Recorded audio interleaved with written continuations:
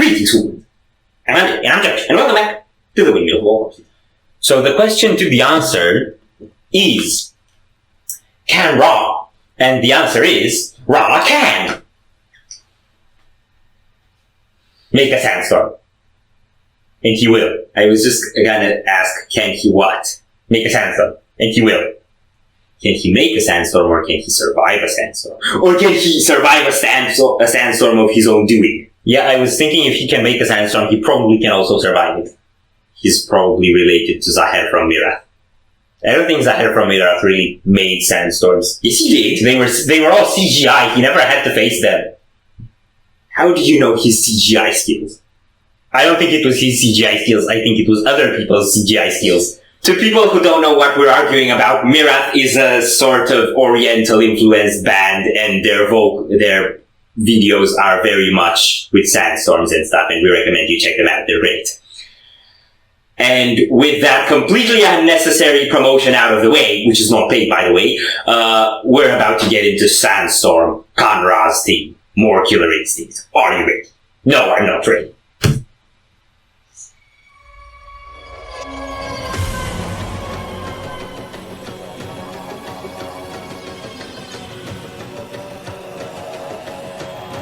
Demonic, evil old Scully boy.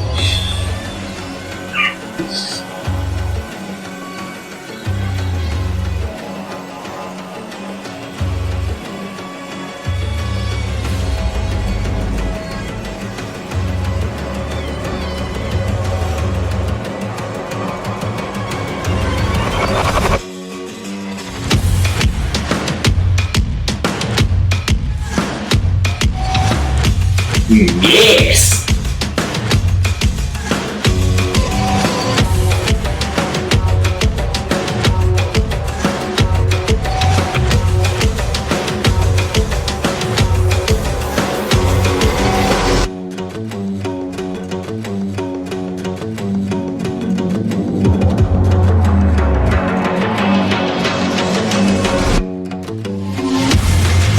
Yes! Oh!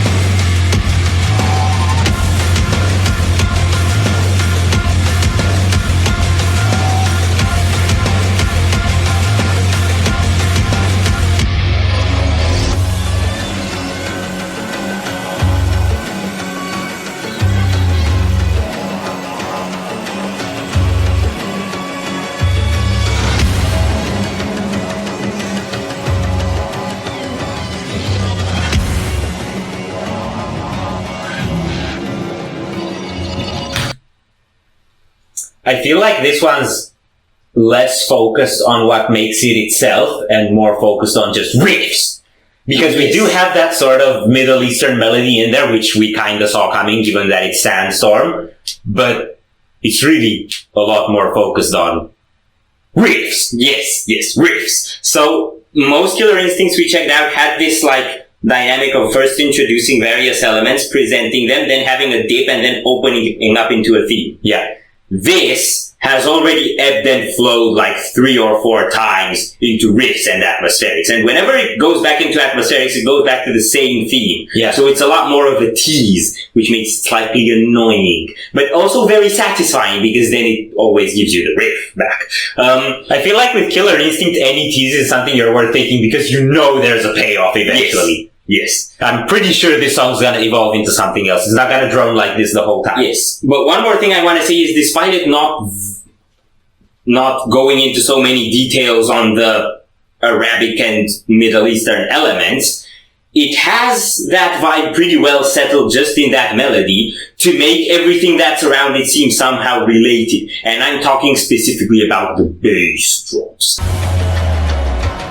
So, That was so cringe. it's how it felt. So, the thing is, if you look at the image, and if you think about stuff like The Mummy, and like stories of pharaohs in ancient Egypt and stuff like that, it's not just about the Arabic, and I don't know if, like, Arabic and Egyptian has anything to do with each other than that they're geographically adjacent. In sand. In sand, yes, and sand. But what it does is it gives to the riffs and to the bass this sort of tombey depth, like you're in a pyramid. And there's things lurking in the maze. Yeah, it's like very menacing. You know what the alternation of riff and atmosphere does for me? It's like when there's a riff, you're in the blazing sun, and when it's goes back into the atmospheric, you're in one of these deep tombs with that sort of moist coolness. Yeah, and everything's muffled and silent and kind of creepy. Yeah, the kind of shit you feel in catacombs.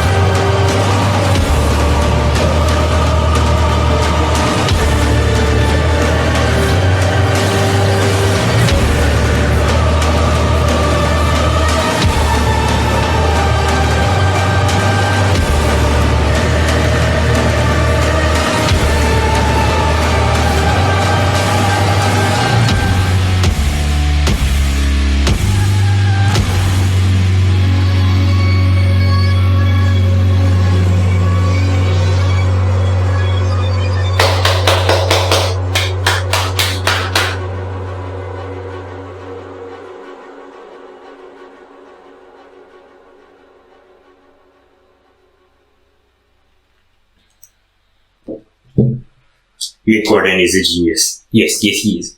So we had the ebb and flows on the first part. Yes. And the same theme going on and on. And then after we let it go again, it changed the theme. It did some swirly stuff with the sandy elements. I'm gonna call them sandy elements because I'm afraid of going for Arabic when they're Egyptian or vice versa. Yeah, I feel like we're lumping all Middle Eastern countries into a big pool of sand. Yeah, well, we don't mean to do that. We know there's a lot of cultural differences there. It's just we don't know them. We're just uneducated. Yes. It's nothing personal. Yes. Yes. Like really, we really want to get that across. Now, so he did that, and then he gave us the payoff. Yes. And the payoff was actually... A big riff. Yes, a big riff. That was the payoff. And during the big riff, we had kind of these orchestral tendencies starting to creep in, and they had this really menacing tone. Yeah. And then it was kind of like when the riff stopped, the orchestral elements took over, and it turned into a cinematic thing. You know what that felt like to me? What? It felt like some episode in a movie where you've got like your main protagonists are all tied up in some way, and the big villain's revealing his master plan. Like kind of when the guys were all tied up in Stranger Things 4 and Vecna was, revealing himself, for the lack of a better word. Revealing himself. He was doing a tease. Yeah. So that's what it felt like. It felt like the backstory to a villain being told. Mm-hmm. Well, I think in a way that's what these soundtracks represent. They're like presenting the character. Yeah, it's like their identity, but in sound. Yes. Which I think is actually more expressive than if you tried to have their identity but in words. Because that's what we try to do here and like compare the amount of views we get with the actual songs. I feel like we have to stop. We probably do, yes. Yes, we do. So if you enjoyed this reaction, we greatly appreciate the likes and shares. And if you want to see more, don't forget to subscribe with bells on. Thank you very much for stopping by. We hope you enjoyed your stay, and we'd love to see you back at the Windmill very soon. Of course, yeah.